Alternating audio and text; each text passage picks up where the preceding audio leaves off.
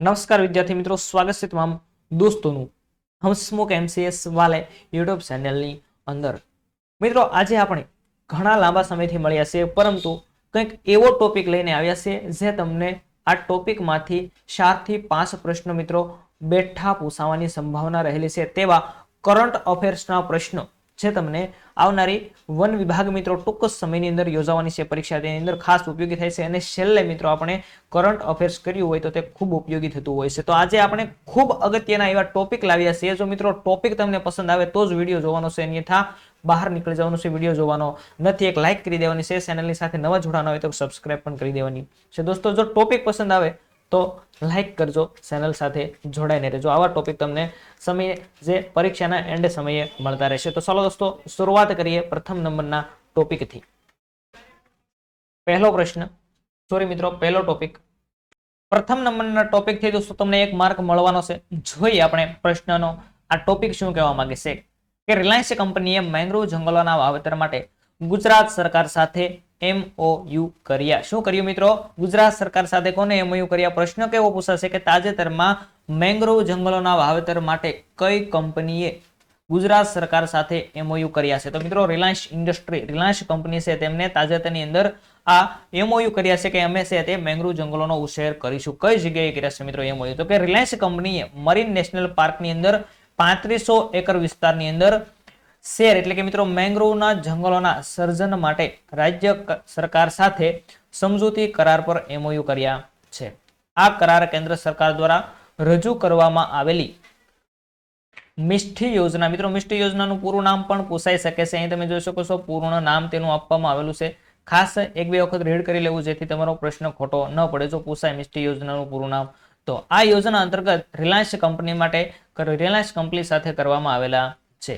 આ કરાર હેઠળ આગામી 5 વર્ષમાં ₹5.10 કરોડના ખર્ચે શેરના વૃક્ષોનું વનનું નિર્માણ કરવામાં આવશે। કોણ કરવાનું છે? રિલાયન્સ ઇન્ડસ્ટ્રી કરવાની છે। ગુજરાત સરકાર સાથે MOU કર્યા છે। કેન્દ્રીય બજેટ 2023-24 માં દરિયાઈ જીવસૃષ્ટિ સંવર્ધન, વાવાઝોડા સામે રક્ષણ અને દરિયાકાંઠાના ધોવાણને અટકાવવા માટે મિષ્ટી કાર્યક્રમ હેઠળ દરિયાકાંઠે શેરના વૃક્ષોનું વાવેતર અને પુનઃસ્થાપનની જોગવાઈ કરવામાં આવી હતી। મિત્રો શું કર્યું હતું? તો કે 2023-24 નું જે બજેટ છે તેની અંદર શું કરવાનું છે? દરિયાકાંઠાનું રક્ષણ કરવાનું છે, દરિયાકાંઠે મિત્રો વાવાઝોડાથી બચાવવાનો છે, દરિયાકાંઠાનું જે ધોવાણ થતું હોય તેને બચાવવાનું છે। તો આ તમામ કાર્ય કોણ કરશે? તો કે મિષ્ઠી યોજના પર કાર્ય કરવામાં આવશે। એમાંથી જે ખાસ પ્રથમ નંબર રિલાયન્સ ઇન્ડસ્ટ્રી છે તે મેંગ્રોવ એટલે કે શેરના જંગલો વાવેતર કરવાનું કાર્ય કરવાનું છે। ત્યાર પછી જોઈએ તો કે ગુજરાતના 14 જિલ્લામાં મેંગ્રોવ આવેલા છે। મિત્રો ખાસ IMP ક્વેશ્ચન અહીંથી બને છે કે ગુજરાતના 14 જિલ્લા એવા છે કે જેની અંદર મેંગ્રોવના જંગલો આવે છે, જેમાં ખાસ કરીને સૌથી વધારે 798 ચોરસ કિલોમીટર અને પોરબંદરમાં કચ્છની અંદર મિત્રો કચ્છની અંદર સૌથી વધારે કેટલો? તો કે 798 ચોરસ કિલોમીટરની અંદર મેંગ્રોવના જંગલો આવે છે અને પોરબંદરમાં સૌથી ઓછું મેંગ્રોવ જંગલ આવેલું છે। તો મિત્રો અહીંયાથી પ્રશ્ન કેટલા બધા બને છે જે તમને ખૂબ ઉપયોગી થવાના છે। કઈ કંપની? રિલાયન્સ કંપની ખાસ યાદ રાખવાની છે। શું કરવાનું છે? દરિયાઈ રક્ષણ કરવાનું છે અને સૌથી વધારે કચ્છ જિલ્લાની અંદર મેંગ્રોવ આવેલા છે અને સૌથી ઓછા છે તે પોરબંદરની અંદર આવેલા છે। જો મિત્રો વધારે સમજાણું ન હોય તો ખાસ સ્ક્રીનશોટ લઈ લો, ત્યાર પછી એક વખત રીડ કરી નાખવું। કેટલા? 3500 એકરની અંદર છે તે મેંગ્રોવનું રોપણ કોણ કરવાનું છે? Reliance industry. આગળ વધીએ ત્યાર પછીનો એક નવો ટોપિક, મિત્રો 1 થી 1 સડિયાતા ટોપિકો લીધેલા છે। ખાસ વિડીયો જોવા માટે વિનંતી છે। આપણે મિત્રો એક વિડીયોની અંદર પૂર્ણ ના થાય તો ભાગ 2 લઈને ફરી વખત આવીશું, તો ખાસ એના સાથે જોડાયેલા રહેજો। જોઈએ ત્યાર પછીનો મિત્રો ભાગ 2, સોરી મિત્રો ટોપિક નંબર 2, એ પણ ખૂબ ઉપયોગી અને મિત્રો 99% પ્રશ્ન પૂછાય કે ધોલ માછલીને ગુજરાત રાજ્યની સ્ટેટ ફિશ જાહેર કરવામાં આવી છે। શું કરવામાં આવ્યું છે? આપણી મિત્રો સ્ટેટ ફિશ તરીકે કઈ માછલી બની છે? તો કે ઘોલ માછલી બની છે। તો આ IMP ક્વેશ્ચન બની શકે છે અને 100% પ્રશ્ન પૂછવાની સંભાવના રહેલી છે। અમદાવાદમાં ગ્લોબલ ફિશરિંગ કોન્ફરન્સ ઇન્ડિયા મિત્રો 2023 યોજાઈ હતી। શું યોજાણું? ક્યાં યોજાણી એવો પણ પ્રશ્ન પૂછાય કે અમદાવાદ ખાતે યોજાણેલ ગ્લોબલ ફિશરીઝ કોન્ફરન્સ ઇન્ડિયા 2023 દરમિયાન ગુજરાત સરકારે ધોલ માછલીને ગુજરાત રાજ્યની રાજ્ય માછલી એટલે કે સ્ટેટ ફિશ જાહેર કરવામાં આવી હતી। તો અહીંયાથી મિત્રો પ્રશ્ન બને કે ક્યાં યોજાણી હતી આ ગ્લોબલ ફિશરીઝ કોન્ફરન્સ, જ્યાં ફિશ જે રાજ્ય આપણી રાજ્ય સ્ટેટ છે ગુજરાત રાજ્યની સ્ટેટ ફિશને જાહેર કરવામાં આવી? તો મિત્રો અમદાવાદની અંદર આ કોન્ફરન્સ યોજાઈ હતી। અગાઉ મહારાષ્ટ્ર અને ઉત્તર પ્રદેશ સરકારે પણ પોતાના રાજ્યમાં સ્ટેટ ફીસ જાહેર કરી હતી મિત્રો. કઈ કઈ રાજ્યની અંદર? તો આપણે ગુજરાત, મહારાષ્ટ્ર અને ઉત્તર પ્રદેશ આ 3 રાજ્યની અંદર આ ઘોલ માછલી છે તે સ્ટેટ ફીસ તરીકે જાહેર થઈ છે. પ્રશ્ન મિત્રો પૂછાઈ શકે કે નીચેનામાંથી કયા કયા રાજ્ય છે તેની સ્ટેટ ફીસ એટલે કે રાજ્ય માછલી ધોલ છે? તો ઉત્તર પ્રદેશ, મહારાષ્ટ્ર અને ગુજરાત આ 3 રાજ્યો આવશે. ઘોલ માછલીને બ્લેક સ્પોડેક કોક પણ કહેવામાં આવે છે મિત્રો. બ્લેક સ્પોડેક કોક તરીકે પણ ઓળખવામાં આવે છે. આ તેનું નામ છે. આ માછલીનું મુખ્યત્વે ઇન્ડો પેસિફિક પ્રદેશમાં જોવા મળે છે. ખાસ કરીને ક્યાં જોવા મળે છે? ઇન્ડો પેસિફિક વિસ્તારની અંદર જોવા મળે છે. ભારતમાં મુખ્યત્વે ગુજરાત અને મહારાષ્ટ્રના સમુદ્રી વિસ્તારોમાં જોવા મળે છે. ગુજરાત અને મહારાષ્ટ્રની અંદર આ માછલી છે તે જોવા મળે છે. સ્થાનિક સ્તરે આ માછલીનું સેવન કરવામાં આવતું નથી, પરંતુ નિકાસ કરવા માટે અન્ય દેશોમાં તેની ઘણી માંગ છે. મિત્રો સ્થાનિક જગ્યાએ તેનું મહત્વ ઘણું નથી, પરંતુ અહીંયાથી નિકાસ કરવામાં આવે તો તેની ઘણી માંગ રહેલી છે. આ ધોલ માછલીનો ઉપયોગ દવાઓ ઉપરાંત કોમેસ્ટિક આઇટમ બનાવવા માટે થાય છે. મિત્રો ખાસ કરીને શેની અંદર ઉપયોગ થાય છે? તો કે કોમેસ્ટિક આઇટમો અને દવાઓ બનાવવાની અંદર આ માછલીનો ઉપયોગ થાય છે. આ માછલી iodine, omega 3, DHA, EPA, iron, ટોરિક, મેગ્નેશિયમ, ફ્લોરાઇડ આવા મિત્રો વિવિધ પોષક તત્વોથી ભરપૂર હોય છે. તો આવા પોષક તત્વો આપણે ખાસ યાદ રાખવાના નથી, પરંતુ આ માછલીની અંદર છે તે આવા પોષક તત્વો હોય છે જેના લીધે તેનો ઉપયોગ શેની અંદર થાય છે? તો કે કોમેસ્ટિક આઇટમ બનાવવા અને દવાઓની અંદર થાય છે. આંખના સ્વાસ્થ્ય માટે આ માછલી ખૂબ સારી છે. અહીંયાથી એક ક્વેશ્ચન બની શકે કે મિત્રો તાજેતરમાં જાહેર થયેલી માછલી છે ઘોલ, તેનો આપણા સ્વાસ્થ્યની અંદર કઈ જગ્યાએ શાના માટે ઉપયોગી થાય છે? તો આંખના દર્દીઓ છે તેના માટે ખૂબ ઉપયોગી થતું હોય છે. આ માછલી 1 મીટરથી સરેરાશ લંબાઈ ધરાવે છે. તે 8 વર્ષ જેટલું જીવન જીવે છે. કેટલી મિત્રો? 1 મીટર જેટલી તેની લંબાઈ હોય છે અને 1 વર્ષ જેટલો છે તે જીવનકાળ હોય છે. સ્થાનિક રીતે તેની કિંમત મિત્રો 5,000 થી 15,000 પ્રતિ કિલો નિકાસ બજારમાં છે અને સૂકા હવામાનના મૂત્રાશયની કિંમત મિત્રો 25,000 કિલો જેટલી રહેલી છે. તો આની સ્થાનિકની અંદર મિત્રો 10 થી 15,000 જેટલી કિંમત પણ રહેલી છે. તો આ સ્ટેટ ફીસ આપણને ખૂબ ઉપયોગી થવાની છે અને ખૂબ જ એવી સારી માહિતી તમને આ એક સ્ટેટ ફીસની આ સ્લાઇડ ઉપરથી મળી જવાની છે. અને ખાસ મિત્રો 100% પ્રશ્ન પૂછાઈ શકે. જો નામ જ પૂછવાનું છે અને જો મિત્રો થોડું અંદર થોડું ડીપથી પૂછે તો તે તમને અહીંયા મુદ્દા આપ્યા છે તેમાંથી પણ પૂછાઈ શકે છે. બ્લેક સ્પોકડે ક્રોક એવા નામથી મિત્રો ઓળખાય છે. ત્યાર પછી ખાસ કયા કયા રાજ્યની છે? તો કે મહારાષ્ટ્ર, ઉત્તર પ્રદેશ અને ગુજરાત આ 3 રાજ્યની અંદર આ સ્ટેટ ફીસ તરીકે ધોલને ઓળખવામાં આવે છે. તો દોસ્તો આ મુદ્દો પણ ઉપયોગી હતો. આપણે પ્રથમ નંબરનો જોઈએ મેંગ્રોવ વાળો. ત્યાર પછી મિત્રો આપણી સ્ટેટ ફીસ જોઈ. બંને મુદ્દા તમને એકદમ યોગ્ય લાગ્યા છે? જો મિત્રો યોગ્ય લાગ્યા એ મુદ્દા તો એક ખાસ કોમેન્ટ કરી દેજો મિત્રો, અથવા તો એક લાઈક કરી દેજો. ત્યાર પછી જોઈએ એથિયસ સળિયાતો મુદ્દો પૂછાવાની સંભાવના 99% રહેલી છે. ગુજરાતના ગાંધીનગર ખાતે પ્રથમ વનપાલ સ્મારકનું લોકાર્પણ કરવામાં આવ્યું. મિત્રો આ પણ પ્રશ્ન પૂછાઈ શકે. મેં તમને પહેલા કીધું એના જેમ કે તમામે તમામ ટોપિક 100% પૂછાય તેવા હશે. તો જ મિત્રો તમારે લાઈક કરવાનું છે કે ગુજરાતના ગાંધીનગર ખાતે સૌ પ્રથમ એવો બનાવ બન્યો કે વનપાલ સ્મારકનું લોકાર્પણ કરવામાં આવ્યું છે. મિત્રો શું કર્યું? વનપાલ સ્મારકનું લોકાર્પણ કરવામાં આવેલું છે. જોઈએ આપણે થોડું ડિટેલથી અંદર કે ભૂપેન્દ્રભાઈ પટેલ આપણા મુખ્યમંત્રી છે તેના દ્વારા 11 સપ્ટેમ્બરના રોજ રાષ્ટ્રીય વન શહીદ દિવસ, કયો દિવસ હતો? રાષ્ટ્રીય વન શહીદ દિવસ નિમિત્તે વન ચેતના કેન્દ્ર ગાંધીનગર ખાતે ગુજરાતના પ્રથમ વનપાલ સ્મારકનું લોકાર્પણ કરવામાં આવ્યું હતું. એક જ લીટીમાંથી કેટલા પ્રશ્ન બને મિત્રો? કે ક્યાં બન્યું? તો કે ગાંધીનગર ખાતે. શું હતો તે દિવસે? તો કે રાષ્ટ્રીય વન શહીદ દિવસ હતો અને આ દિવસ નિમિત્તે વન ચેતના કેન્દ્ર અને ગાંધીનગર ખાતે ગુજરાતના પ્રથમ વનપાલ સ્મારકનું લોકાર્પણ કરવામાં આવ્યું હતું.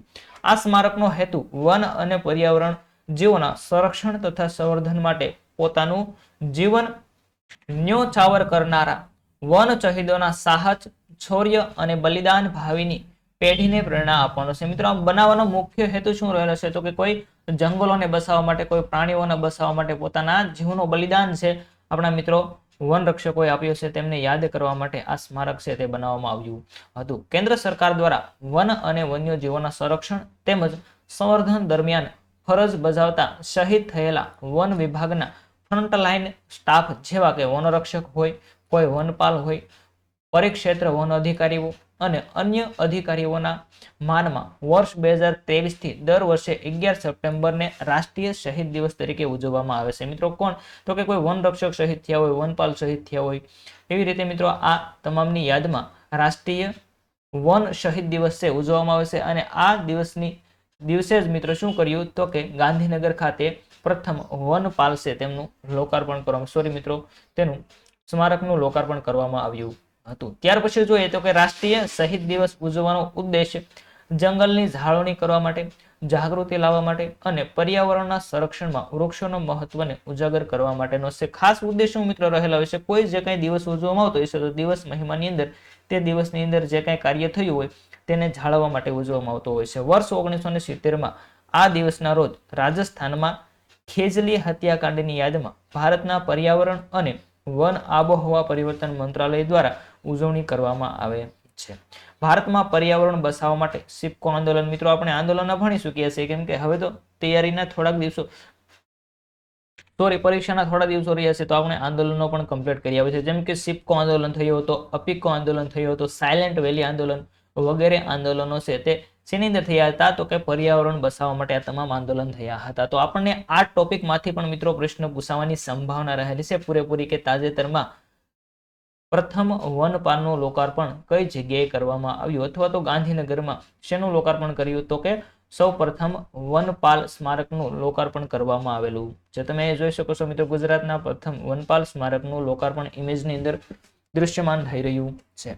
તો મિત્રો 3 ટોપિક આપણે ભણ્યા. 3 ટોપિક જો પસંદ આવ્યા તો એક લાઈક કરી દો. નવા દોસ્તો જોડાણા તો ખાસ સબસ્ક્રાઇબ કરી દેજો મિત્રો. આવા જ ટોપિક હવે તમને આ ચેનલ પરથી મળવાના છે.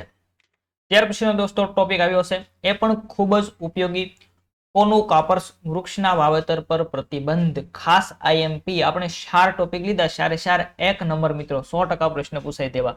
તો આ પણ ટોપિક છે કે કોનોકાપર્સ વૃક્ષના વાવેતર પર પ્રતિબંધ મૂકવામાં આવે છે. તાજેતરમાં કયા વૃક્ષ પર પ્રતિબંધ મિત્રો? વૃક્ષ પર પ્રતિબંધ મૂકવામાં આવ્યો છે. એવું તે કયું વૃક્ષ છે? તો કોનોકાપર્સ. જોઈએ શા માટે તેના પર પ્રતિબંધ મૂકવામાં આવેલો છે. તાજેતરમાં ગુજરાત રાજ્ય સરકારે પર્યાવરણ અને માનવ સ્વાસ્થ્ય પર પ્રતિકૂળ અસરોને ધ્યાનમાં રાખીને જંગલ અથવા બિન જંગલ વિસ્તારોમાં કોનોકાપર્સ વૃક્ષના વાવેતર અને ઉછેર પર પ્રતિબંધ મૂક્યો છે. મિત્રો કોઈ પણ જગ્યાએ તમે આ વૃક્ષનો છે તે ઉછેર કરી શકશો નહીં. જેમ કે કોઈ વન હોય અથવા તો કોઈ બિન ઉપયોગી જમીન હોય તેવી કોઈ પણ જગ્યાએ છે તે આ ઉપયોગ કરી શકશો નહીં. કયો વૃક્ષ? કોનોકાપર્સ. શા માટે? તો કોનોકાપર્સ વૃક્ષ વિશે આપણે માહિતી મેળવીએ. કોનોકાપર્સ વૃક્ષ છે મૂળ સાઉથ આફ્રિકા અને મેક્સિકોના ઉષ્ણકટિબંધીય મેંગ્રોવ વનસ્પતિ છે. શેની વનસ્પતિ છે? તો કે સાઉથ આફ્રિકા અથવા તો મેક્સિકોના ઉષ્ણકટિબંધીય મેંગ્રોવ વનસ્પતિ છે. ખાસ કરીને દરિયાકાંઠાના વિસ્તારોમાં તથા કેટલાક વિસ્તારોમાં ઝડપથી ગ્રીન કવરને પ્રોત્સાહન આપવા માટે તેનું વાવેતર કરવામાં આવે છે.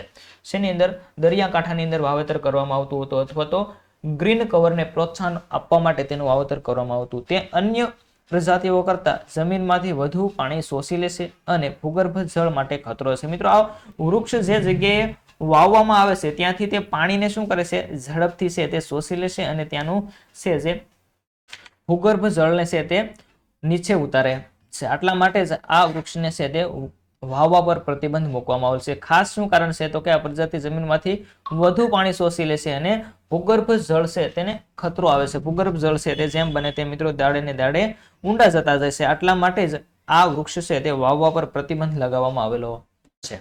જોઈએ ત્યાર પછી કે આ પ્રજાતિના વૃક્ષોમાં શિયાળામાં ફૂલ આવે છે, જેમાંથી પરાગરજ આજુબાજુના વિસ્તારોમાં ફેલાય છે.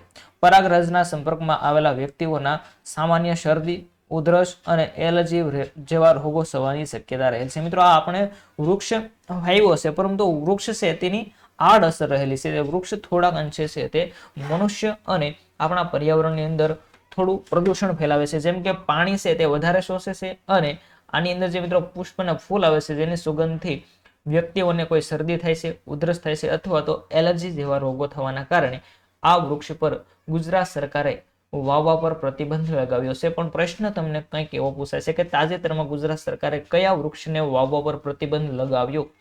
ખૂબ આઈએમપી. તો કોનોકાપર્સ વૃક્ષ છે. ક્યાંનું મૂળ વૃક્ષ છે? સાઉથ આફ્રિકા અથવા તો મેક્સિકોનું મૂળ વૃક્ષ છે. તો દોસ્તો આ હતો ટોપિક. ત્યાર પછી આગળ વધીએ. ખાસ નવા દોસ્તો જોડાવા હોય તો સબસ્ક્રાઇબ કરી દેજો, કેમ કે આપણે માત્ર ને માત્ર પૂછાય તેવા જ ટોપિક લાવ્યા છે. અહીંયાથી સળિયાતો ટોપિક આવી શક્યો છે તમારી સામે. ગુજરાતના ધાર્મિક પ્રવાસન સ્થળો પર ગરવી ગુર્જર એમ્પોરિયમ શરૂ કરાશે. શું કરવાનું છે? તો કે ધાર્મિક સ્થળો હોય છે, પ્રવાસન સ્થળો હોય છે, ત્યાં ગરવી ગુર્જર એમ્પોરિયમ શરૂ થશે. અહીં તમે ઇમેજ જોઈ શકો છો, ગરવી ગુર્જર. તો જોઈએ શું છે આ. ગુજરાત સરકાર હાથશાળ અને હસ્તકલા વિકાસ નિગમ ગુજરાત સહિત દેશભરના 18 ગરવી ગુર્જર એમ્પોરિયમ શરૂ કરશે, જેમાં 13 સ્થળો ગુજરાતમાં ખોલવામાં આવશે. મિત્રો શું કરવાનું છે? તો કોઈ હસ્તકળા હોય છે, કોઈ હાથે બનાવેલી વસ્તુ હોય છે, તેના વિકાસ માટે આવા છે તે કોઈ પર્યટન, કોઈ ધાર્મિક સ્થળો હોય છે, પ્રવાસન સ્થળો હોય છે, તેવી જગ્યાએ આ ખોલવામાં આવશે અને તેની અંદર વસ્તુઓનું છે તે વેચાણ કરવામાં આવશે. તેનો મુખ્ય હેતુ હાથશાળ અને હસ્તકલા કારીગરો દ્વારા ઉત્પાદિત હાથ બનાવટી વસ્તુઓના વેચાણમાં વધારો કરવાનો છે. તો આપણે જોઈએ ગુજરાતની અંદર મિત્રો 13 સ્થળો આપવામાં આવ્યા. તો કયા કયા સ્થળો? તો કે જેમ કે સુરત છે મિત્રો, પાલનપુર, પાલિતાણા, જામનગર, વલસાડ, વાપી, દ્વારકા, ડાકોર, સોમનાથ, અંબાજી, નવસારી, મોરબી અને પાવાગઢનો સમાવેશ થાય છે. તેમાં મોટા ભાગના ધાર્મિક તથા પ્રવાસન સ્થળો છે. તો મિત્રો આપણે પૂછાય પ્રશ્ન આપણને કે તાજેતરમાં ધાર્મિક પ્રવાસન સ્થળો પર શું કયા એમ્પોરિયમ શરૂ કરવા છે, જેની અંદર હાથ અથવા તો હસ્તકલા કારીગરો છે તેમના દ્વારા ઉત્પાદિત થયેલી વસ્તુઓ અથવા તો બનાવટી વસ્તુઓનું વેચાણ કરવામાં આવશે. તો મિત્રો ગરવી ગુર્જરી યાદ રાખવાનું છે. ગરવી ગુર્જરી આવું એક મિત્રો શોપ ટાઈપનું બનાવવામાં આવશે, એક નાનું એવું. તેની અંદર આ વસ્તુઓ છે તે હાથ દ્વારા બનાવેલું તેનું વેચાણ કરવામાં આવશે. તો આ પણ પ્રશ્ન મિત્રો ગુજરાતની અંદર કંઈક નવું બન્યું હોય તો આપણને પરીક્ષામાં પૂછાઈ શકે. જોઈએ ત્યાર પછીનો ક્વેશ્ચન, ક્વેશ્ચન ને ત્યાર પછીનો મિત્રો ટોપિક ખૂબ ઉપયોગી, 100% પૂછાય. મિત્રો આપણા તમામ ટોપિક એવા જ લીધા 100% પૂછાય તેવા. જોઈએ 100% પૂછાશે મિત્રો, યાદ રાખજો. વિડીયો એક વખત ખાસ જોઈ લેજો. જો મિત્રો સ્પીડથી જોવો તો પણ તમને યાદ રહી જવું જોઈએ, કેમ કે એવા ટોપિક છે જે ખૂબ યાદ રહેવા છે. જોઈએ મિલેટ ક્વીન રાયમતી ધુરિયા કોણ બન્યું? મિલેટ ક્વીન મિત્રો રાયમતી ધુરિયા આપણે 2023નું વર્ષ છે તે મિલેટ વર્ષ તરીકે ઉજવ્યું હતું. તો મિલેટ ક્વીનની આપણે મિત્રો માહિતી ન હોય તો અધૂરું રહેશે, કેમ કે પ્રશ્ન પૂછાય કે નીચેનામાંથી મિલેટ ક્વીન તરીકે કોણ ઓળખાણા? તો રાયમતી ધુરિયા. જોઈએ પ્રશ્ન ડિટેલ આપણે કે ઓડિશાના કોરાપુટ જિલ્લામાં રહેતી આદિવાસી ખેડૂત મહિલા રાયમતી ધુરિયાએ બાજરીની 30 જાતો સંરક્ષિત કરી છે અને સેંકડો મહિલાઓને દુર્લભ બાજરીની ખેતીની તાલીમ પણ આપી છે. મિત્રો અહીં તમે જોઈ શકો છો, આ મહિલા છે તેને શું કર્યું છે? આદિવાસી જાતિની મહિલા છે, ખેડૂત મહિલા, તેમણે બાજરીની 30 જાતો છે તેનું સંરક્ષણ કરી. તો દોસ્તો આ મિલેટ ક્વીનને ખાસ યાદ રાખવાનું છે, તમને 2 માર્ક અપાવી શકે છે રાયમતી ધુરિયા. ત્યાર પછી આગળ વધીએ એક ઈથી સળિયાતો ટોપિક જે તમારા સમક્ષ મિત્રો આ પ્રશ્ન પૂછવાનો છે, ખાસ ફોરેસ્ટની પરીક્ષાની અંદર પૂછવાનો છે.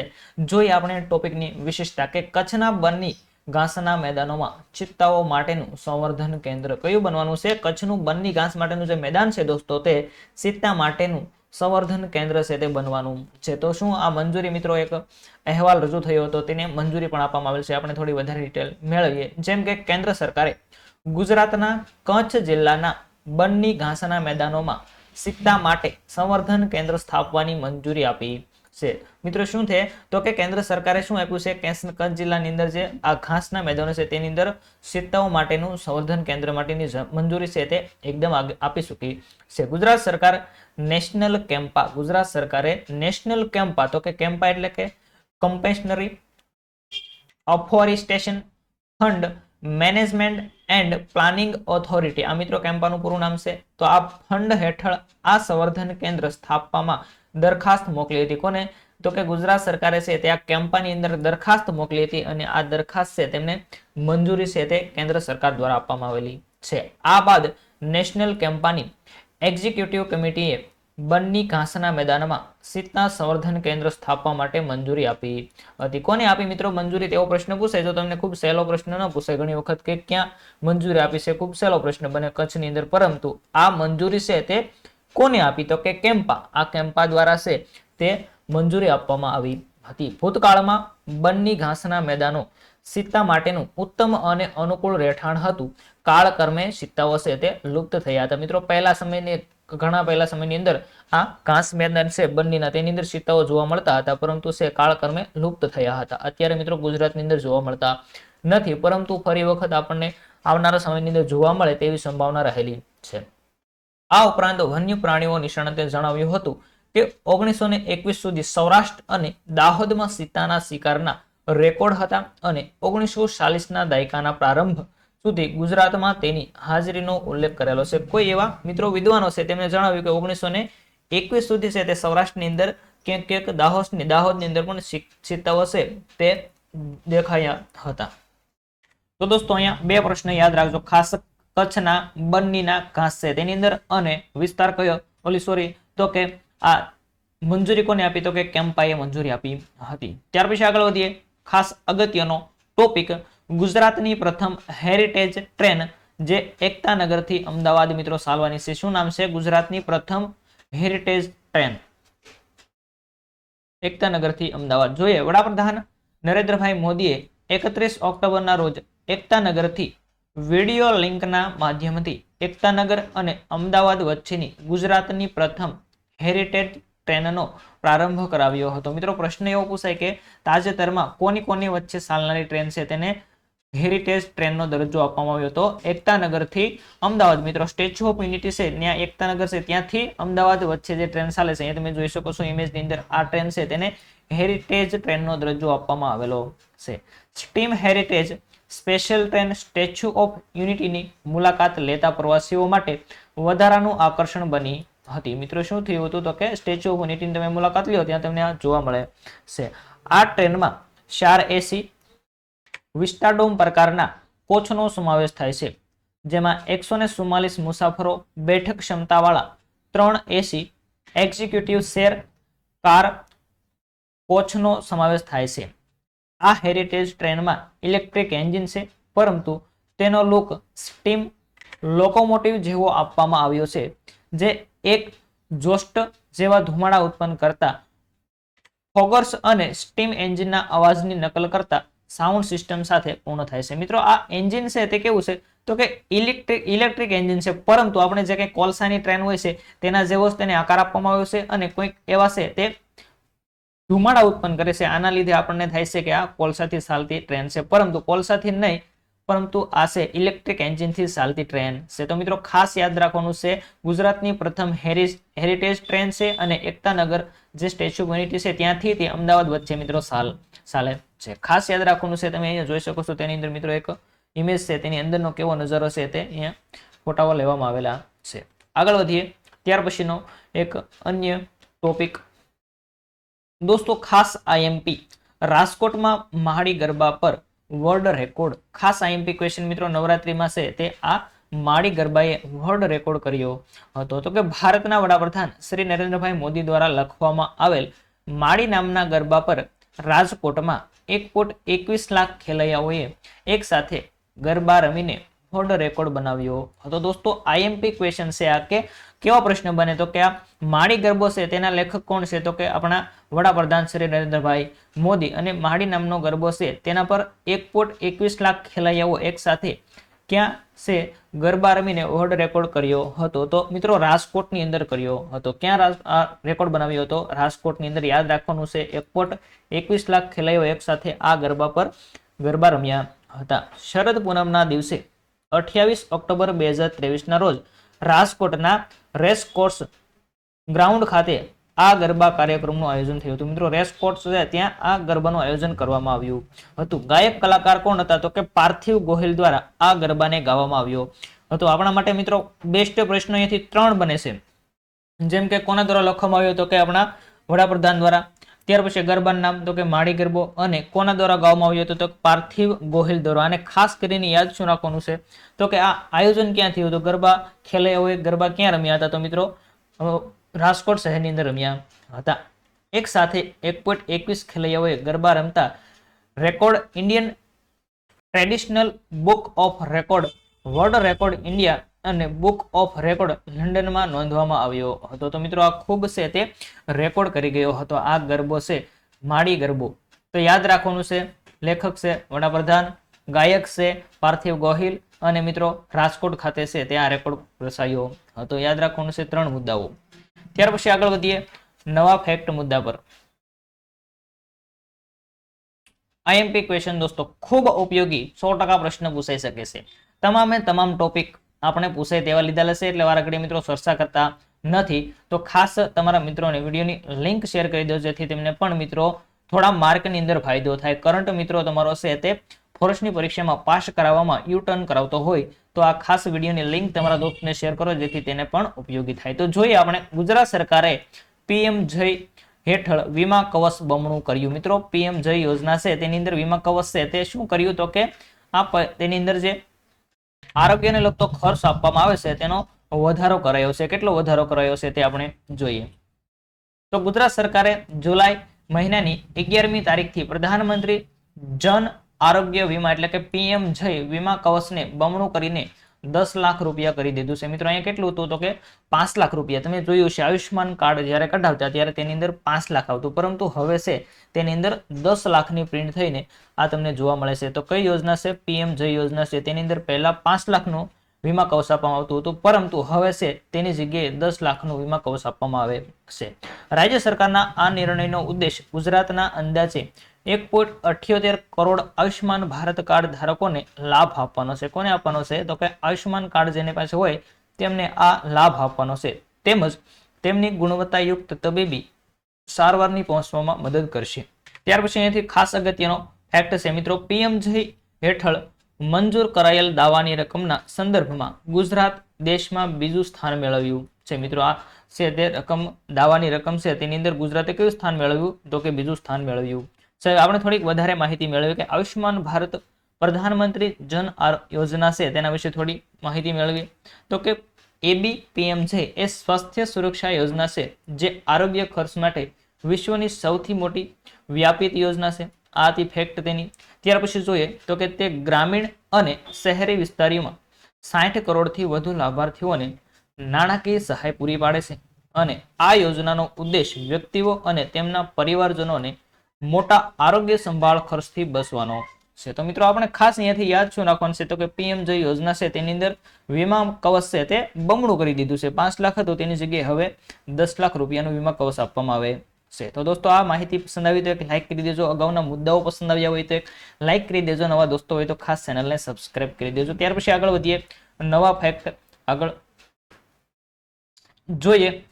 આઈએમપી ક્વેશ્ચન, ગુજરાતમાં અંબાજીની વિકસિત ભારત સંકલ્પ યાત્રાનો પ્રારંભ.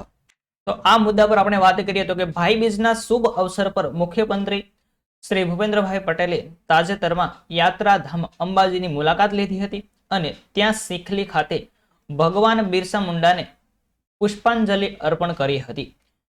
તો મિત્રો શું કર્યું હતું તો કે શીખલી ખાતે ભગવાન બિરસા મુંડા છે તેમને પુષ્પાંજલિ કરી હતી, અર્પણ કર્યા હતા પુષ્પ આપણા છે મુખ્યમંત્રી ભૂપેન્દ્રભાઈ પટેલે.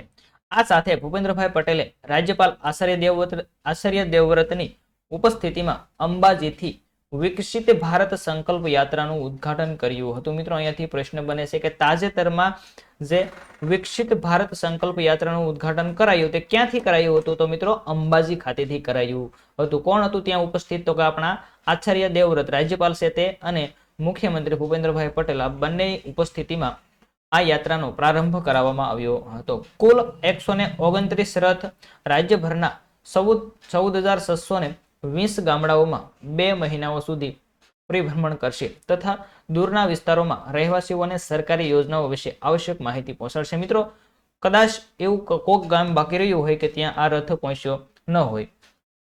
ગુજરાતના તમામ નાના મોટા ગામડાઓની અંદર મિત્રો તમારા ગામની અંદર પણ આ રથ આવ્યો છે. આ રથ આવ્યો ત્યારે જે કાંઈ સરકારી યોજનાઓ હોય છે જેમ કે આયુષ્માન કાર્ડ હોય છે, ઈ નિર્માણ કાર્ડ હોય છે, ત્યાર પછી અલગ અલગ જે ખેતીવાડીને લગતી યોજના હોય છે તેની માહિતી સાથે ત્યાં આ રથ આવતો અને માહિતી આપતો. ત્યાર પછી તેની અંદર જે સ્લાઇડ હતી મિત્રો તે સ્લાઇડની અંદર વિડીયો સ્વરૂપે પણ દર્શાવવામાં આવતું હતું. આ રથ છે તેમની શરૂઆત ક્યાંથી થઈ હતી? તો કે અંબાજી ખાતેથી શરૂઆત કરવામાં આવી હતી. ખાસ કરીને જે ગામડાના લોકો છે તેમને સરકારી યોજનાઓ હોય છે તેની માહિતી આપવા માટેનો આ રથ હતો.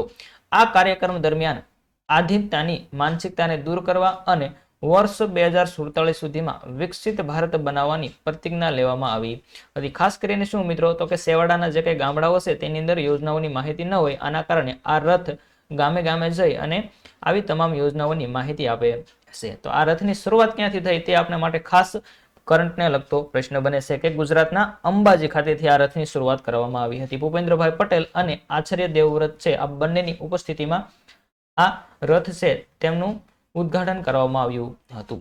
ત્યાર પછી આગળ વધીએ, નવો એક મુદ્દો છે તેના પર જોઈએ મિત્રો. મુખ્યમંત્રી ભૂપેન્દ્રભાઈ પટેલે વડનગર ખાતે તાનારીરી ઉત્સવનું ઉદ્ઘાટન કર્યું. મોસ્ટ આઈએમપી ક્વેશ્ચન મિત્રો કોને કર્યું? તો કે ભૂપેન્દ્રભાઈ પટેલે કર્યું હતું. વડનગર ખાતે તાનારીરી ઉત્સવનું ઉદ્ઘાટન કર્યું છે. તાજેતરનો પ્રશ્ન બનશે. તો કે ગુજરાતના મુખ્યમંત્રી ભૂપેન્દ્રભાઈ પટેલે વડનગર ખાતે તાનારીરી મહોત્સવ 2023 નું ઉદ્ઘાટન કર્યું હતું. ક્યાં જગ્યાએ મિત્રો યાદ રાખવાનું છે? વડનગર ખાતે તાનારીરી મહોત્સવ. આ ઉપરાંત તેમણે તાનારીરી એવોર્ડથી સન્માનિત 3 મહિલા ગાયિકાને અભિનંદન પાઠવ્યા હતા. તાનારીરી એવોર્ડ વિશે આપણે થોડી માહિતી મેળવીએ. ગુજરાતના સુવર્ણ જયંતિ વર્ષ 2010 દરમિયાન તાનારીરીની યાદમાં મહિલા સશક્ત શાસ્ત્રીય ગાયકો સંગીતકારોને સન્માનિત કરવા માટે તાનારીરી એવોર્ડ શરૂઆત કરવામાં આવી હતી. મિત્રો કોને યાદ કરવા માટે? તો કે તાનારીરી છે તેને યાદ કરવા માટે મહિલા શાસ્ત્રીય ગાયકો તથા સંગીતકારોને સન્માનિત કરવા માટે તાનારીરી એવોર્ડ છે તે આપવામાં આવે છે. વર્ષ 2022 નો તાનારીરી એવોર્ડ કંકણા બેનર્જી, ડોક્ટર મોનિકા શાહને તથા વર્ષ 2023 માટે આરતી અંકલીકરને અર્પણ કરવામાં આવ્યો હતો. આપણા માટે મિત્રો બેસ્ટ આઈએમપી છે કે 2023 નો જે તાનારીરી એવોર્ડ છે તે કોને આપવામાં આવ્યો હતો? તો કે આરતી અંકલીકરને અર્પણ કરવામાં આવ્યો હતો. આ એવોર્ડ અંતર્ગત તામ્રપત્ર તથા શાલ ઓઢાડીને સન્માન કરવામાં આવ્યું હતું. શું આપવામાં આવે છે? તો કે તામ્રપત્ર આપવામાં આવે છે અને શાલ ઓઢાડીને તેમનું સન્માન કરવામાં આવે છે. તો કોણ છે મિત્રો 2023 ની અંદર કોને શાલ ઓઢાડવામાં આવી હતી? તો કે આરતી કલંકરી છે તેમને આ શાલ ઓઢાડવામાં આવી હતી અને એક તામ્રપત્ર છે તે આપવામાં આવ્યું હતું 2023 ની અંદર મિત્રો. ત્યાર પછી જોઈએ તાનારીરી મહોત્સવ. તાનારીરી એવોર્ડ તો મિત્રો અપાઈ ચૂક્યો છે. હવે તાનારીરી મહોત્સવનું ઉદ્ઘાટન કર્યું આપણે તો જોઈએ. ગુજરાતના વડનગર ખાતે દર વર્ષે કારતક સુદ નોમ અને કારતક સુદ દશમના રોજ 2 દિવસ માટે આ મહોત્સવ ઉજવે છે. અહીંયાથી મિત્રો આપણે ગુજરાતી સાહિત્ય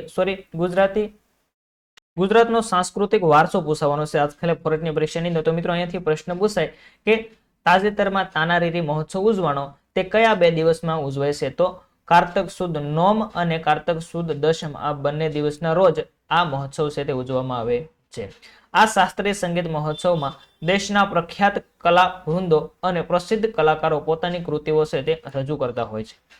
ગુજરાતના આદ્ય કવિ શ્રી નરસિંહ મહેતાના દોહિત્રી શર્મિષ્ઠાની પુત્રીઓ તાનારીરીની યાદમાં 2003 થી આ મહોત્સવ યોજવામાં આવે છે. કોણ હતા મિત્રો? તો કે નરસિંહ મહેતા છે તેમના દોહિત્રી અને દોહિત્રી છે શર્મિષ્ઠા. આ શર્મિષ્ઠાની 2 પુત્રીઓ હતી તાના અને રીરી. આ તાનારીરીઓની યાદમાં 2003 થી આ મહોત્સવ છે તે ઉજવવાની શરૂઆત થઈ છે.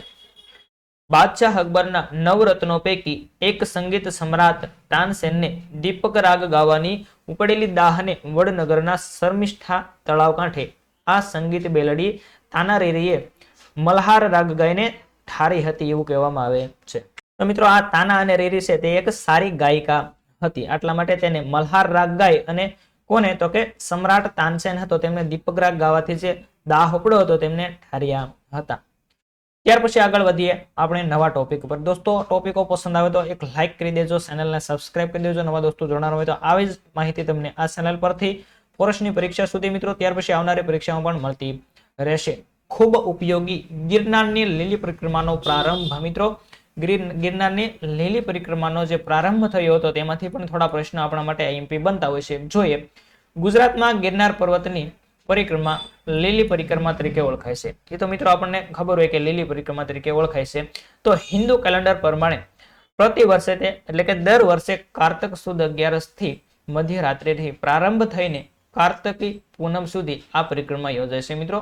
પરંતુ થોડું વધારે સંખ્યાના કારણે અહીંયા થોડા દિવસોની અંદર આગળ પાછળ થતું હોય છે, પરંતુ જે એક હિન્દુ કેલેન્ડર પ્રમાણે ક્યાંથી શરૂ થાય છે તો કે કારતક સુદ 11ની મધ્યરાત્રિથી પ્રારંભ થાય છે અને કાર્તિકી પૂનમ સુધી આ પરિક્રમા છે તે ચાલતી હોય છે.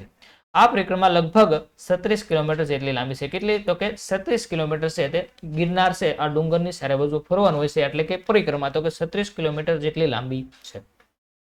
આ પરિક્રમાનો પ્રારંભ જૂનાગઢની ભવનાથ તળાટીમાં આવેલ દુધેશ્વર મહાદેવના મંદિરથી થાય છે. ક્યાંથી થાય છે? અહીંથી મિત્રો આપણો પ્રશ્ન બને છે કે ગિરનારની પરિક્રમા છે તેનો પ્રારંભ ક્યાંથી થાય છે? તો આપણે યાદ રાખવાનું છે ભવનાથ તળેટીમાં આવેલ દુધેશ્વર મહાદેવના મંદિરથી થાય છે. તો અહીંયાથી દોસ્તો શરૂઆત કરે છે અને પૂર્ણ કરે એટલે કે પરિક્રમા પૂર્ણ થયા બાદ ભાવિકો દામોદર કુંડમાં સ્નાન કરે છે. આ પરિક્રમાના મુખ્ય પડાવોમાં જીણા બાવાની મઢી, માળવેળા અને બોરદેવી મંદિરનો સમાવેશ થાય છે. તો મિત્રો ખાસ કરીને કયા શરૂ થાય છે પડાવો? તો કે જીણા બાવાની મઢી, માળવેલા અને બોરદેવી છે તેવા મંદિરોનો સમાવેશ થાય છે. લીલી પરિક્રમાના રૂટમાં 3 ઘોડીઓ એટલે કે પર્વતોની વચ્ચે પસાર થઈ રહેલા બળદના ખૂંદ જેવી રચના, જેમાં પહેલા ચડવાનું અને પછી ચઢાણ ઉતરવાનું, જેને મિત્રો ઘોડી તરીકે ઓળખવામાં આવે છે. તો એવી 3 ઘોડી જેમ કે ઈટવા ઘોડી, માળવેલા ઘોડી અને નાળ જે પાણીની ઘોડી તરીકે ઓળખવામાં આવે છે. તો દોસ્તો આ હતી ગિરનારની લીલી પરિક્રમાનો પ્રારંભ થયો તેની થોડી ફેક્ટ મુજબ યાદ રાખવાનું છે. પ્રારંભ થાય છે ક્યારે? તો કે કારતક સુદ 11ના મધ્યરાત્રિથી થાય છે. ક્યાંથી? કેટલી? 36 કિલોમીટર જેટલી લાંબી છે. અને મિત્રો પ્રારંભ જૂનાગઢમાં આવેલ ભવનાથ તળેટીમાં દુધેશ્વર મહાદેવનું મંદિર છે ત્યાંથી શરૂઆત થતી હોય છે. આગળનો ફેક્ટ મુદ્દા વિશે આપણે વાત કરીએ જોઈએ. અને દોસ્તો અહીંયાથી 99% પ્રશ્ન પૂછવાની સંભાવના રહેલી. ખાસ યાદ રાખજો દોસ્તો, અહીંયા મધ્યપ્રદેશના નવા વિરાંગના દુર્ગાવતી વાઘ આરક્ષિત ક્ષેત્ર બનાવવાની જાહેરાત કરાઈ. તો મધ્યપ્રદેશ સરકાર દ્વારા રાજ્યમાં 7મું અને દેશમાં 54મું વાઘ આરક્ષિત ક્ષેત્ર તરીકે વિરાંગના દુર્ગાવતી વાઘ આરક્ષિત ક્ષેત્રની સ્થાપનાની સત્તાવાર જાહેરાત કરી દેવામાં આવી છે. કોણ જાહેરાત કરે છે મિત્રો?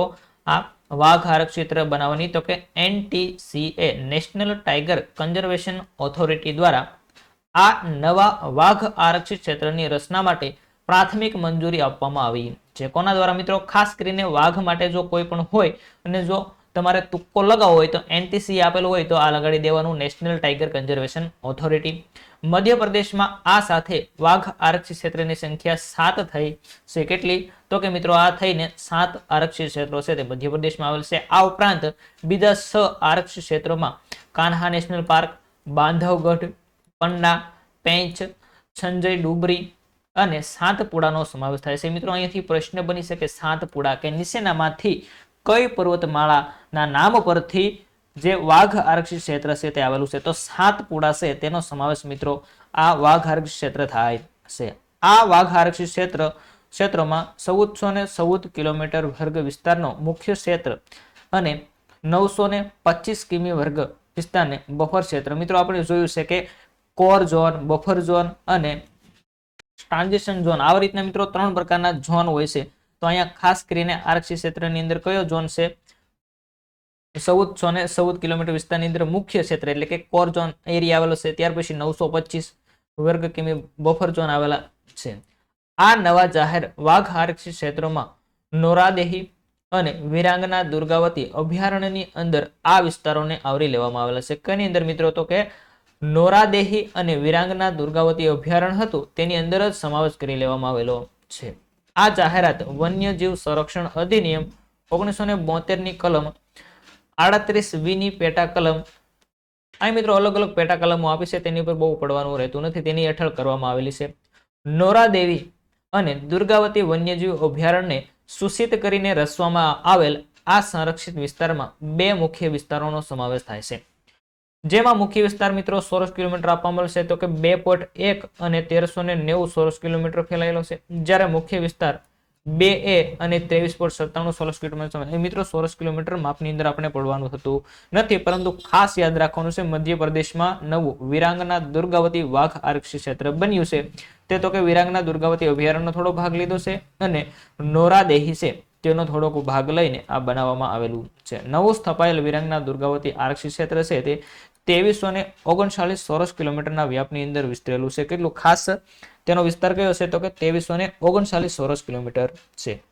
તે નરસિંહપુર, સાગર અને દમોહ એમ 3 જિલ્લામાં ફેલાયેલ છે. અહીંયા જિલ્લા આપવામાં છે પરંતુ આપણા માટે ઉપયોગી નથી.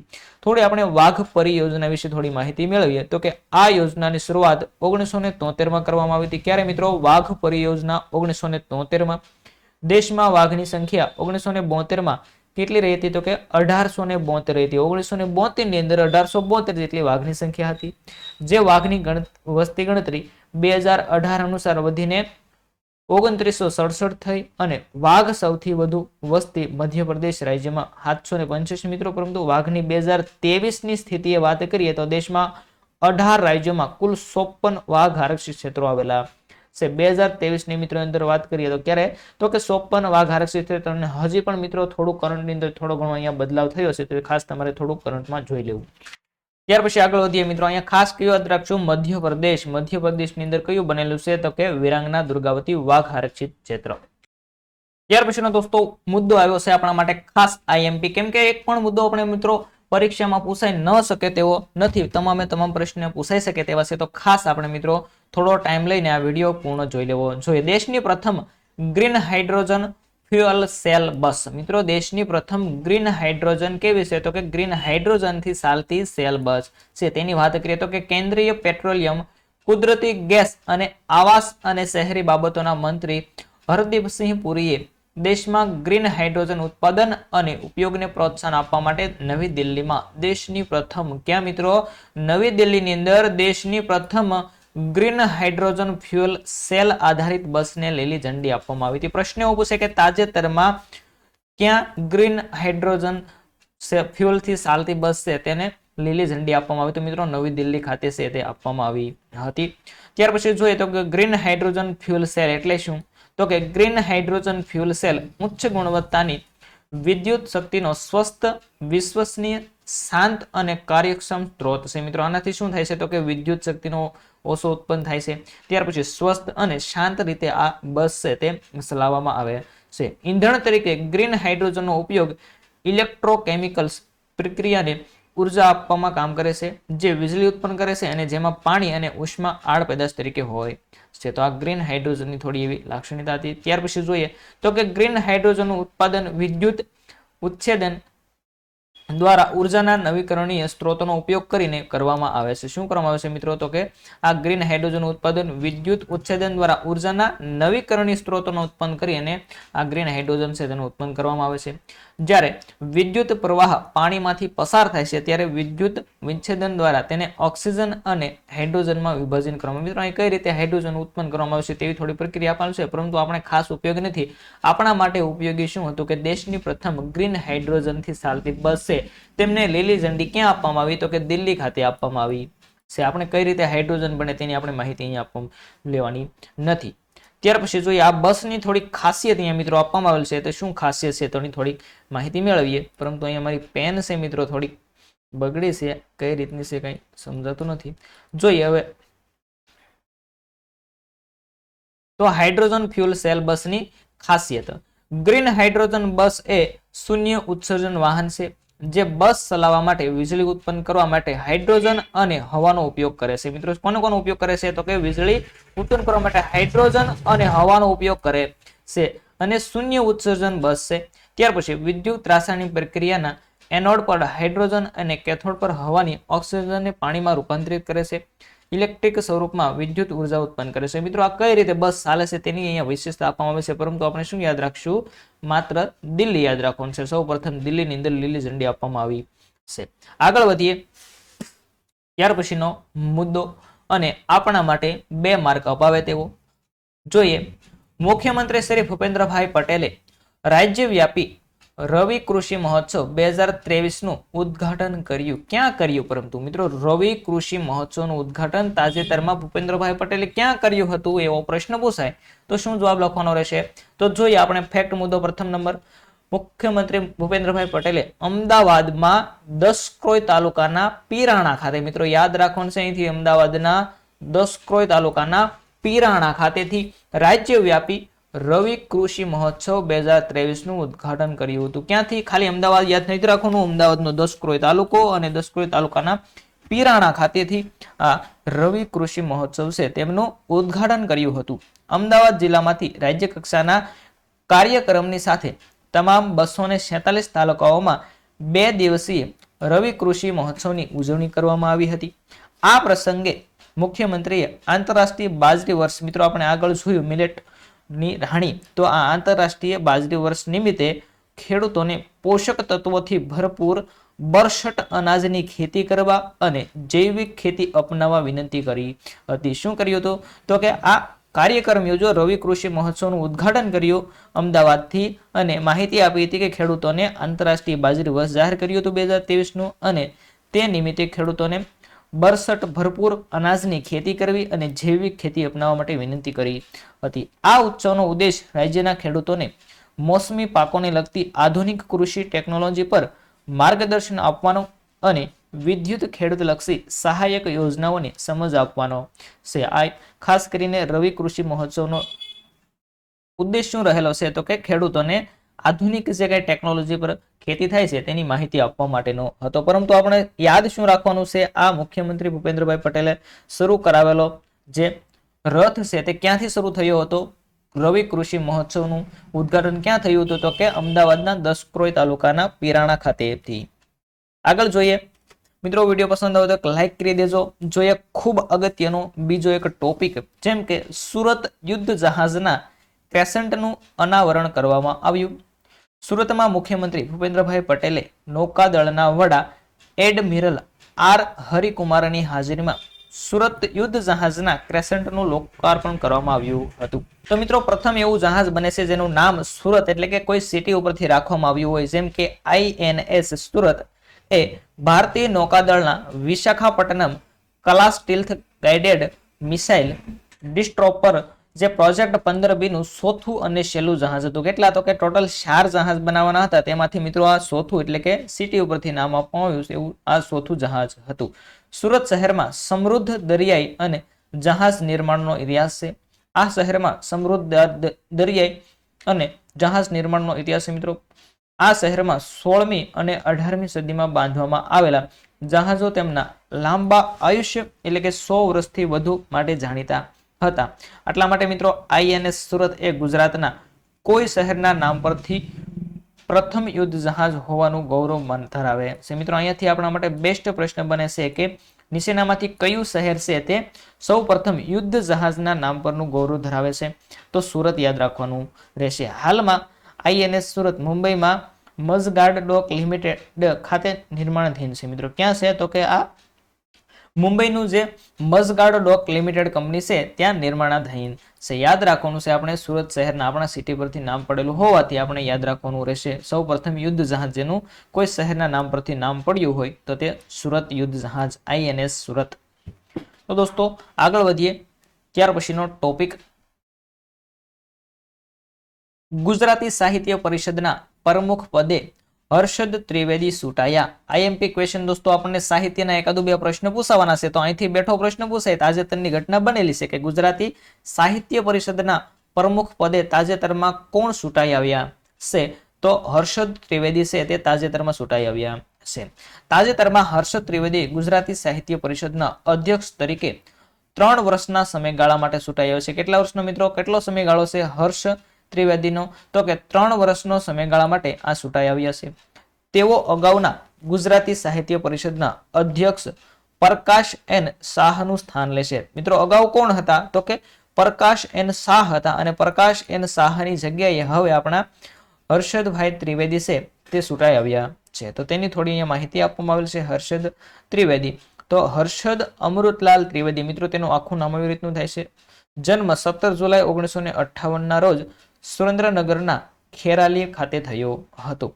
તેઓ ગુજરાતી ભાષાના કવિ, વાર્તાકાર, નવલકથાકાર, નિબંધકાર, વિવેચક અને સંપાદક છે. મિત્રો તેમે ઘણી બધી કૃતિઓ લખેલી છે, વાર્તાઓ લખેલી છે, નવલકથા, નિબંધ વગેરે લખેલું છે. હર્ષદ ત્રિવેદીએ ગુજરાતી સાહિત્ય પરિષદ દ્વારા પ્રકાશિત ગુજરાતી સાહિત્ય કોશના સંપાદકીય વિભાગના સંશોધન સહાયક તરીકે ઓળખવામાં આવે છે. તો દોસ્તો અહીંયા ઘણી બધી એની માહિતી આપવામાં આવી છે હર્ષદ ત્રિવેદીની.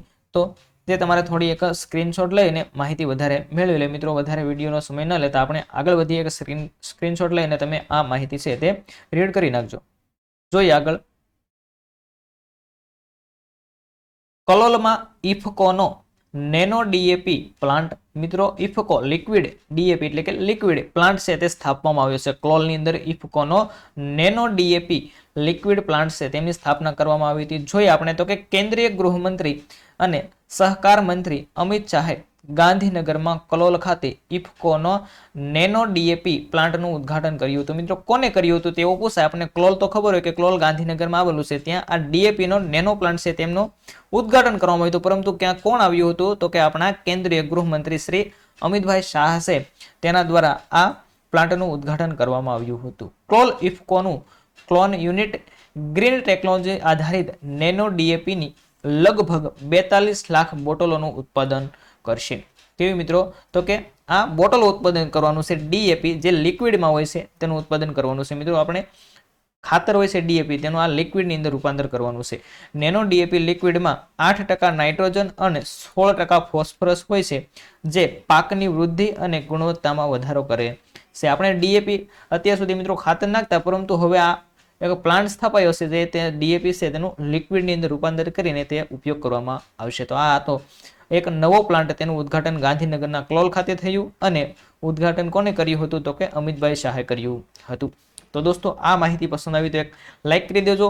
વિડીયો પૂરો જોવા માટે ખાસ વિનંતી છે દોસ્તો. આવા નવા ટોપિક આપણે જોતા રહેવાના છે. તો તમામ ટોપિક ફોરેસ્ટની પરીક્ષામાં પૂછાઈ શકે તેવા એ માહિતી મેળવી. ત્યાર પછીનો ટોપિક જોઈએ દોસ્તો આપણે. અમરેલીના દુધાળામાં રાજ્યના પ્રથમ જળ ઉત્સવનો પ્રારંભ. મિત્રો અમરેલીનું દુધાળા છે ત્યાં સૌ પ્રથમ રાજ્યમાં જળ ઉત્સવ છે તેનો પ્રારંભ કરવામાં આવ્યો હતો. તમે જોઈ શકો છો મિત્રો ઇમેજની અંદર કે દુધાળા છે તેની અંદર પ્રથમ જળ ઉત્સવનો પ્રારંભ થયો છે. જોઈએ આપણે મુખ્યમંત્રી ભૂપેન્દ્રભાઈ પટેલે અમરેલીના લાઠી તાલુકાના દુધાળા ગામમાં 16 સપ્ટેમ્બરના રોજ રાજ્યપાલ આચાર્ય દેવવ્રત તથા ઉપસ્થિતમાં રાજ્યના પ્રથમ 10 દિવસીય જળ ઉત્સવ 2023 નું દોસ્તો આપણે યાદ રાખવાનું છે કેટલા દિવસ સુધી 10 દિવસ સુધી જળ ઉત્સવ છે 2023 નું ઉદ્ઘાટન કરવામાં આવ્યું હતું. ક્યાં જગ્યાએ તો કે અમરેલી જિલ્લાનો લાઠી તાલુકાના દુધાળા ગામ છે તેની અંદર મિત્રો આચાર્ય દેવવ્રત અને ભૂપેન્દ્રભાઈ પટેલની ઉપસ્થિતિમાં આ કાર્યક્રમ છે તેમનું ઉદ્ઘાટન કરવામાં આવ્યું હતું. 10 દિવસનો જળ ઉત્સવ છે તેનું ઉદ્ઘાટન થયું હતું. અમરેલીમાં જળ સંચયના પ્રચંડ પ્રયાસોને પ્રવાસીઓના આકર્ષણના કેન્દ્ર તરીકે વિકસાવવાની દરખાસ્ત કરતા રાજ્યપાલે બિન ઉપયોગી સરકારી જમીનમાંથી બાવળની ઝાડીઓ સાફ કરીને વિવિધ વૃક્ષોની પ્રજાતિનું વાવેતર કરી તેને લીલાછમ જંગલોમાં પરિવર્તિત કરવાનું સૂચન કર્યું હતું. મિત્રો અમરેલીની અંદર ઝાડી ઝાંખરા હોય અથવા તો બાવળના વધારે વૃક્ષો છે તેને કાઢી અને ત્યાં સારા વૃક્ષો જે આપણને પર્યાવરણમાં ઉપયોગી થાય તેવા વૃક્ષો વાવવા એવો છે તે મુખ્ય ઉદ્દેશ આ જળ ઉત્સવ પ્રારંભના દિવસે કરવામાં આવ્યો હતો. આ પહેલા વરસાદને વધારવા અને પર્યાવરણીય સુધારામાં યોગદાન આપવા માટે અમલ મૂકી શકાય છે. વડાપ્રધાન શ્રી નરેન્દ્રભાઈ મોદીની પ્રેરણાથી રાજ્ય સરકાર તથા ધોળકિયા ફાઉન્ડેશનના સંયુક્ત પ્રયાસોએ ગગડીયો નદીના કિનારે અસંખ્ય જળ સંચયના પ્રોજેક્ટો પૂર્ણ થયા છે. આ સિદ્ધિઓની ઉજવણીમાં અને પ્રવાસનને વેગ આપવા માટે અહીં 25 નવેમ્બર સુધી જળ ઉત્સવનું આયોજન કરવામાં આવ્યું હતું. આપણા માટે ઉપયોગી શું છે મિત્રો? વધારાની માહિતી અહીંયા આપણે ખાલી રીડ કરવાની છે, પરંતુ ઉપયોગી શું થાય છે તો કે તાજેતરમાં જળ ઉત્સવ છે તેનો પ્રારંભ ક્યાં થયો હતો તો કે અમરેલી જિલ્લો પૂછે તો અમરેલી, તાલુકો પૂછે તો મિત્રો લાઠી અને લાઠી તાલુકાના દુધાળા ગામની અંદર આ છે તે ઉત્સવનો પ્રારંભ કરવામાં આવ્યો. કેટલા દિવસ સુધી ચાલશે આ જળ ઉત્સવ? 10 દિવસ સુધી ચાલ્યો હતો. ત્યાર પછીનો ટોપિક જોઈએ દોસ્તો આપણે. ખાસ ઉપયોગી પૂછાઈ શકે આમાંથી પ્રશ્ન. દરિયાકાંઠાના ખેડૂતો માટે ગુજરાત નાળિયેરી વિકાસ કાર્યક્રમ શરૂ કર્યો. દરિયાકાંઠાના ખેડૂતો માટે શું કર્યું તો કે ગુજરાત નાળિયેરી વિકાસ કાર્યક્રમ છે તેમની શરૂઆત કરવામાં આવી છે. જોઈએ આપણે માહિતી મેળવીએ. ગુજરાત સરકારે રાજ્યમાં નાળિયેરીની ખેતી, ઉત્પાદન અને નાળિયેર સંબંધિત ઉદ્યોગોમાં સંકલિત વિકાસને પ્રોત્સાહન આપવા ચાલુ વર્ષે જ ગુજરાત નાળિયેરી વિકાસ કાર્યક્રમ અમલમાં મૂક્યો છે. મિત્રો પ્રશ્ન પૂછાય કે તાજેતરમાં ગુજરાત નાળિયેરી વિકાસ કાર્યક્રમ કયા રાજ્યમાં અમલમાં મૂકવામાં આવ્યો છે? તો મિત્રો ઘણા દોસ્તો બીજું રાજ્ય પસંદ કરે, કેમ કે મિત્રો આપણા ગુજરાતના દરિયા કિનારે વધારે નાળિયેર જોવા મળતા નથી એટલા માટે, પરંતુ આવો ગુજરાત સરકારે પ્રયાસ કર્યો છે અને આ કાર્યક્રમ છે તેનો અમલ મૂક્યો છે.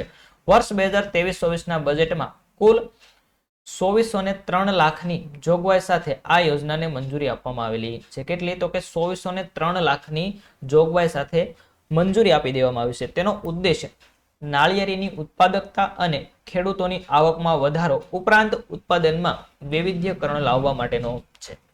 આ યોજના હેઠળ ખેડૂતોને નાળિયેરી વાવેતર વિસ્તારમાં જે ખર્ચ થતો હોય તેના 75% અથવા મહત્તમ 37,500 પ્રતિ હેક્ટરની મર્યાદામાં સહાય આપવામાં આવશે. મિત્રો ખાસ અહીંયાથી પ્રશ્ન આપને બની શકે કે તાજેતરમાં જે નાળિયેરી વિકાસ કાર્યક્રમ છે તેની અંદર ખેડૂતોને કેટલી સહાય આપવામાં આવશે? તો 75% અથવા તો મહત્તમ 37,500 છે તે પ્રતિ હેક્ટરની મર્યાદામાં સહાય આપવામાં આવશે. આપણે 75% મિત્રો યાદ રાખવાનું છે. કેટલી? 75% સહાય. આ ચૂકવણી 2 હપ્તામાં કરવામાં આવશે, જેમાં 75% સહાય પ્રથમ હપ્તામાં અને બાકીની 25% સહાય છે તે બીજા હપ્તામાં સીધા ખેડૂતના ખાતામાં જમા થશે. આ ઉપરાંત નાળિયેરીમાં સંકલિત પોષણ અને જીવાત વ્યવસ્થાપનને પ્રોત્સાહન આપવા માટે ખર્ચના 50% મુજબ મહત્તમ 5,000 પ્રતિ હેક્ટરે સહાય આપવામાં આવશે. ત્યાર પછી જોઈએ તો કે આ તમામ સહાય ખેડૂતના ખાતા દીઠ 4 હેક્ટરની મર્યાદામાં જ આપવામાં આવશે. અને જોઈએ તો કે દરિયાકાંઠાના જિલ્લામાં 45.61 લાખ હેક્ટર જેટલો વિસ્તાર ખેતી લાયક છે. આ યોજનાની રાજ્યમાં દરિયાકાંઠાના જિલ્લામાં નાળિયેરીને વાવેતર વિસ્તાર 26,000 હેક્ટરથી વધીને 70,000 થી 80,000 હેક્ટર સુધી જાય તેવી શક્યતા રહેલી છે. તો આપણે મિત્રો ટકાવારી યાદ રાખીશું અને આ યોજના છે તે ખાસ કરીને ગુજરાતમાં લોન્ચ કરવામાં આવી તે યાદ રાખવાનું છે. યોજનાનું નામ શું રહેલું છે? તો કે ગુજરાત નાળિયેરી વિકાસ કાર્યક્રમ. શું નામ છે? ગુજરાત નાળિયેરી વિકાસ કાર્યક્રમ. પ્રશ્ન પૂછાય કે ગુજરાત નાળિયેરી વિકાસ કાર્યક્રમ અંતર્ગત ખેડૂતોને ખર્ચ થતો હોય તેના કેટલા ટકા મહત્તમ કેટલા ટકા સહાય આપવામાં આવશે? તો મહત્તમ 75% સહાય આપવામાં આવશે અથવા તો 37,500 છે તે પ્રતિ હેક્ટરે પૈસા આપવામાં આવશે અને ડાયરેક્ટ છે તે ખેડૂતના ખાતામાં આ પેમેન્ટ છે તે જમા થશે. તો દોસ્તો આ ખાસ હતી અગત્યની એક છે યોજના અને ગુજરાતમાં શરૂ થઈ. ત્યાર પછી દોસ્તો આપણે આગળ વધીએ. કંઈક નવો ટોપિક છે તમારા માટે ખૂબ ઉપયોગી. ગુજરાતમાં પ્રથમ વખત વલસાડના દાંતામાં પાઇપલાઇન આધારિત પ્રોટેક્શન હોલ બનાવવામાં આવશે. પ્રશ્ન એવો પૂછાય કે મિત્રો ગુજરાતમાં સૌપ્રથમ કઈ જગ્યાએ પાઇપલાઇન આધારિત પ્રોટેક્શન હોલ બનાવવામાં આવ્યો? તો આપણે શું યાદ રાખવાનું છે? વલસાડના દાંતા છે વલસાડનું, ત્યાં આ છે દાંતા તાલુકાની અંદર આવો પ્રોજેક્ટ છે તેનો અમલ કરવામાં આવશે. જો એ ગુજરાત સરકાર દ્વારા વલસાડના દાંતા તાલુકાની મિત્રો વલસાડ તાલુકાના નાની દાંતી અને મોટી દાંતી ગામમાં દરિયાઈ ધોવાણ અટકાવવા માટે 1490 મીટર લંબાઈની રક્ષણ દિવાલ બનાવવામાં આવશે. શું કરવાનું છે? તો કે વલસાડની અંદર મિત્રો દરિયા કિનારો છે, તો આ દરિયા કિનારાએ વધારે ધોવાણ થતું જાય છે. આના માટે કયા? તો કે દાંતી અને મોટી દાંતી ગામ છે તેની અંદર આવી 1490 મીટર લંબાઈની રક્ષણ દિવાલ છે તે બનાવવામાં આવશે.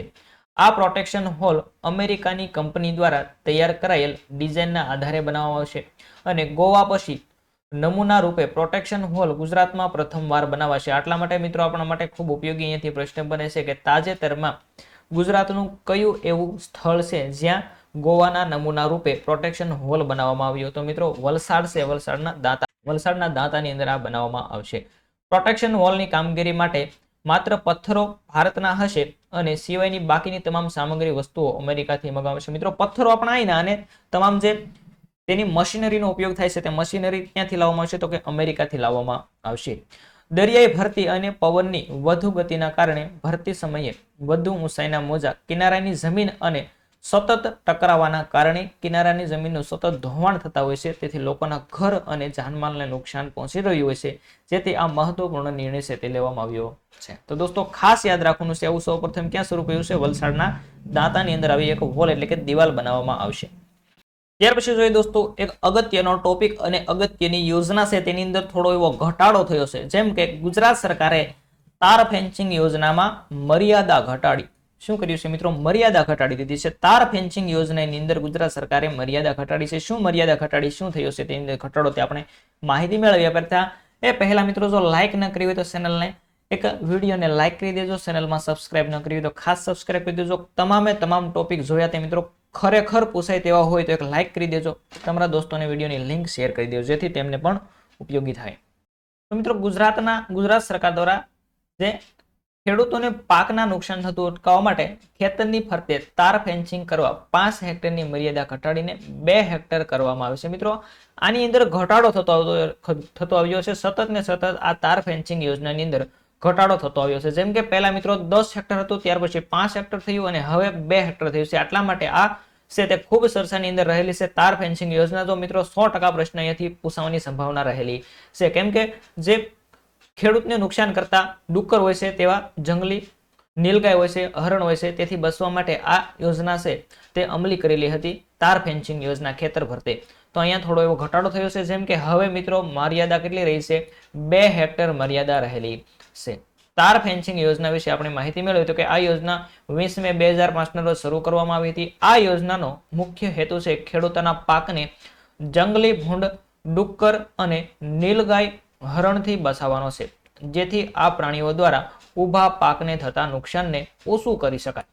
તો મિત્રો આ યોજનાની અંદર સતત ઘટાડો થયો છે. મેં તમને અગાઉ કીધું તે રીતે આ યોજના હેઠળ શરૂઆતના તબક્કામાં 10 હેક્ટર ખેતી ધરાવતા ખેડૂતોને સબસિડી આપવામાં આવતી હતી. કેટલી? તો કે શરૂઆતમાં 10 હેક્ટર જો જમીન હોય તો જ આ યોજના છે તેનો લાભ મળતો હતો અને સબસિડી મળતી હતી. ત્યાર પછી તે મર્યાદા ઘટાડીને 5 હેક્ટર કરવામાં આવી. કેટલી? તો કે 5 હેક્ટર જેને જમીન હોય તેવા ખેડૂતોને આ છે યોજનાનો લાભ મળશે અથવા સબસિડી મળશે. અને હવે તે માત્ર 2 હેક્ટર જ કરવામાં આવે છે. કેટલા? તો કે 2 હેક્ટર જમીન ધરાવતા ખેડૂતો હોય છે તેમને આ યોજનાનો લાભ મળે છે અને ખેતર ફરતે તાર ફેન્સિંગની વાડ બનાવવા માટે આ યોજનાનો લાભ મળતો હોય છે. તો કઈ રીતે મળે છે? 200 પ્રતિ રનિંગ મીટરની સહાય અથવા તો લાગતા ખર્ચના 50% જેમાંથી જે ઓછું હોય તે મળવાપાત્ર રહેશે. કેટલી સહાય મળશે? તો મિત્રો 50% યાદ રાખવાનું. જે આપણે નાળિયેરીની અંદર કેટલી હતી? 75%. અને આજે વાડ બનાવવાની છે તાર ફેન્સિંગ, તેમાં 50% સહાય છે, જેમાંથી જે ઓછું હોય તે મળવાપાત્ર રહેશે. ત્યાર પછી દોસ્તો આપણે જોઈએ તો અહીંયા હતા આટલા ટોપિક. મિત્રો હજી ઘણા બધા ટોપિક બાકી છે, પરંતુ પીપીટી કમ્પ્લીટ ન થયા હોવાના કારણે આપણે આ લેક્ચર અહીંયા પૂર્ણ કરીએ છીએ. ટૂંક સમયની અંદર તમને કરંટ અફેર્સનો ભાગ 2 મળશે. જો મિત્રો તેની અંદર પણ પૂર્ણ ન થાય તો ભાગ 3 ની અંદર આવી રીતે તમને આ ચેનલ પરથી આવા ખૂબ ઉપયોગી કરંટ અફેર જે તમને ફોર્સની પરીક્ષામાં પૂછાય તેવા ટોપિકો મળતા રહેશે. તો દોસ્તો ખાસ નવા વિડીયોની અંદર મળીશું નવા ટોપિક સાથે, કંઈક નવા જ પ્રશ્ન પૂછાય તેવા ટોપિકો સાથે. તો ફરી મળીશું કંઈક નવા વિડીયો સાથે. ત્યાં સુધી તમામ દોસ્તોને થેન્ક્સ. ફરી મળીશું.